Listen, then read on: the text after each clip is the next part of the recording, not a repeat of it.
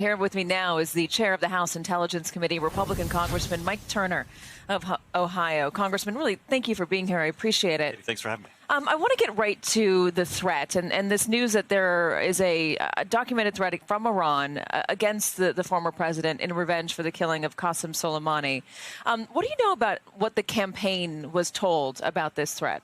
I don't know what briefings, what elements that they have had, but publicly it has already been previously acknowledged by the administration, the intelligence community, that this is a continuing and existing threat from Iran to Donald Trump and to cabinet members of Donald Trump as a result of, as you indicated, Soleimani's killing.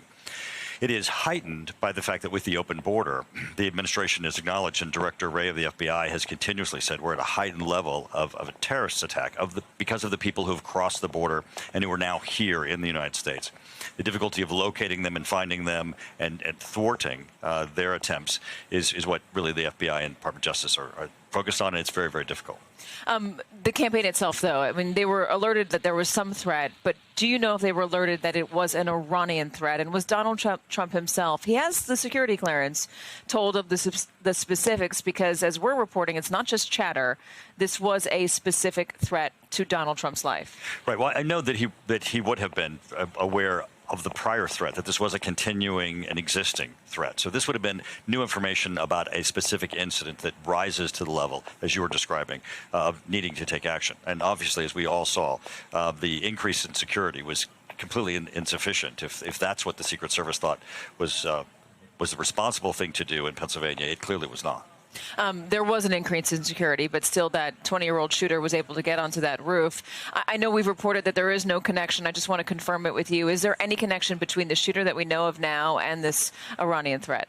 Well, I've been briefed, and no, currently there is no indication at all that there is a connection. But, they're continuing to data mine his phone, his laptop, his other access to others, and from that we'll be able to see. You mentioned the increased threat environment.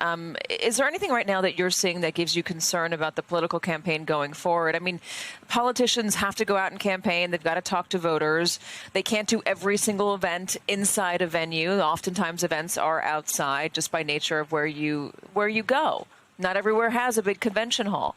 Are you concerned about the exposure of our two candidates? Well, I'm definitely concerned about the level of security. The failures that occurred in Pennsylvania were outrageous. I mean, the fact that a 20-year-old was able to get in the position that he was in and to actually shoot Donald Trump is clearly outrageous. So there needs to be an independent review of the security footprint, both the perimeter and the manner in which they respond. He should not have been there, been able to get there, and he should not have been able to get off a shot. How do you feel about the head of the Secret Service, Kim Cheadle? Do you think her answers so far publicly have been enough?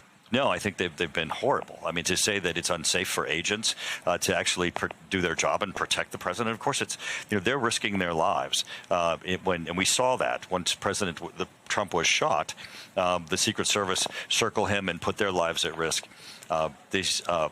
Clearly, there needs to be changes at the Secret Service. I want to talk a little bit about foreign policy. It's a big theme for tonight. J.D. Vance is going to take the stage. How do you feel about Donald Trump nominating a person who does not believe in funding Ukraine, believes that Ukraine should cede territory to Russia? Well, he's a fellow Ohioan, and as you said, his story will be tonight told of really what is the American dream of coming from, an area of poverty and to what he has become and the stature that he provides as running for vice president. Now, I'm from Southwest Ohio, the area that he's from. I met him when he was a kid. My family's from Appalachia. This is a story that rings true for so many people of coming from Appalachia and seeing, making certain that you can grow and achieve the American dream. But on his issues and on foreign policy, I think that the only foreign policy positions that matter are Donald Trump's. And Donald Trump has been very clear in his support. He's the first president. But Donald Trump also thinks that Ukraine, this war should end, and he sides more with Russia. So, I mean, so now two people. No, that's not true. He doesn't side more with Russia. He thinks this war should end, and so do I, and so do you. Yeah. He's the first president to give lethal weapons to Ukraine. The lethal weapons that they use to defend themselves against the invasion from the tanks from Russia were weapons that Donald Trump gave them, in reversing the prior policies of the Obama administration. The funding that went through the House would not have gone through the House if Donald Trump had stood against that funding. It would have been very, very difficult to ultimately get it through the House. So the aspect of saying this war should end, I agree with. I think that this administration has made a number of restrictions on Ukraine that are limiting their ability to win and limiting their ability to prevent their citizens from dying. I don't want to put you in a hypothetical situation, but this is something that could happen. If Donald Trump and J.D. Vance are elected and they come in and they tell Ukraine that they need to negotiate a peace with Russia that includes them ceding territory, would you agree with that? Well, I think that this is something Ukraine needs to decide. And, I've had this conversation directly with President Zelensky, both here in the United States and in Kyiv. Ultimately, this will be a negotiated settlement, and no one knows what those terms are. When he was here at the Reagan Institute as a result of the NATO summit, he said, I can't give them the Donbass and Crimea. They already had that, and they still went to war with us. But Russia needs to be placed at risk. They need to understand that there's something at risk here. And with the restrictions the Biden administration has put on Ukraine, Russia doesn't have one. And I think President Trump will make certain that Russia feels at risk. Why does NATO feel so concerned about a Donald Trump presidency? Well, I don't think NATO is. I mean, I know Secretary General Stoltenberg. We've had conversations about it. The thing that they understand is that Donald Trump wants them to live up to their financial commitments, pay the portions for defense spending that they need to pay, and then we'll be stronger as an alliance. NATO is not about a security guarantee from the United States. It's about a military and security alliance, and there are some of them. You don't think Donald Trump is going to pull out of that alliance? He's not going to weaken that alliance. So if Russia goes to war with Poland or steps foot in France, anywhere in a NATO territory, are you confident that the United States will stand by our allies and against Russia? Absolutely. And when you look at what Donald Trump did as president, when he left as president, NATO was stronger 4 years later than when he got there. He increased spending in NATO. He increased the forward presence of troops in NATO. But the most important thing is NATO stepped up the plate. The increased spending that has occurred in NATO as a result of the challenges that Donald Trump gave them, NATO was stronger because he led.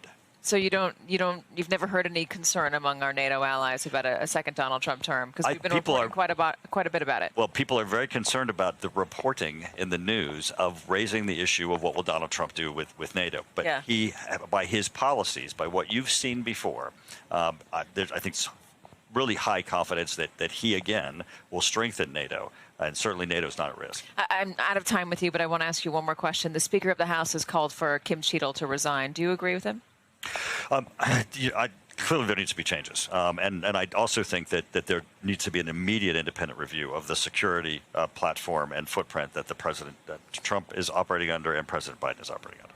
So a review, but not a call to resign for the well, no, of course Service I support the Speaker doing so, but I think that's not enough. It needs to be. We need to go further to ensure that we have security for both the President and Donald Trump. Congressman Mike Turner, it's really great to have you. Thank you very much. The head of the House Intel Committee. I appreciate your time, sir. Thank you.